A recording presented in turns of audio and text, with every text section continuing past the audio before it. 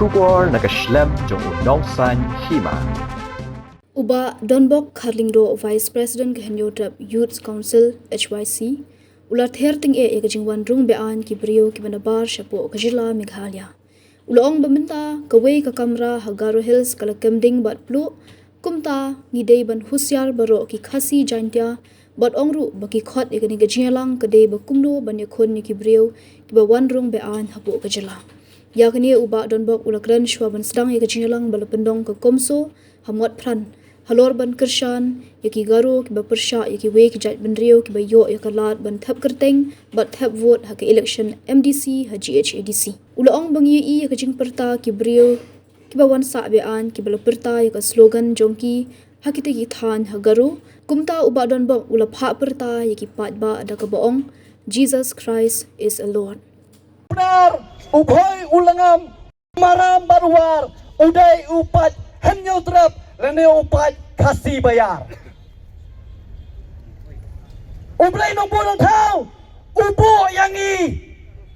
kilay tili. Hang ni hapo setiap Meghalaya, kasih jantia, batu Garo. Ngajuang haki parlap, baka Meghalaya.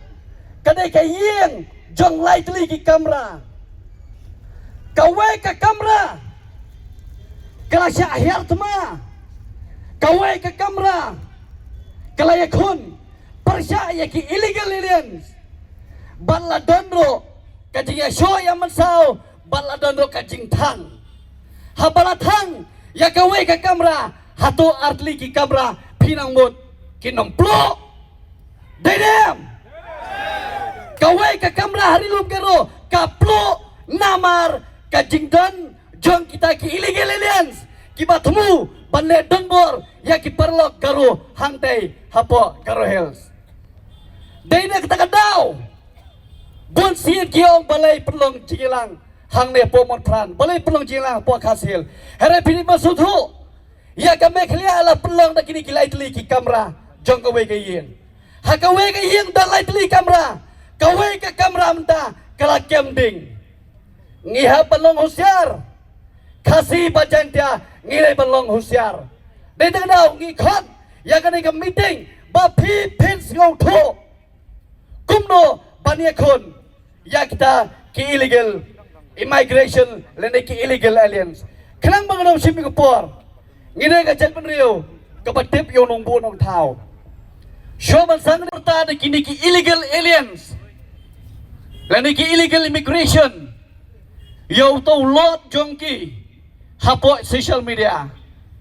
ngingim day panleran ngakwa manong nganong mga nang ni piro pinya pertalang why should be ashamed I will say this word nganong Jesus Christ piyong is a Lord Jesus Christ is Jesus Christ is Jesus Christ is Jesus Christ is Jesus Christ is a Lord.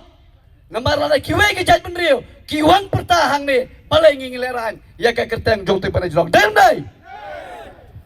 parari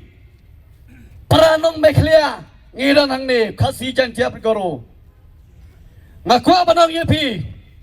ka jat Briew ka don kam is a high time bakadon ka unity hapreng jongi kilai tuli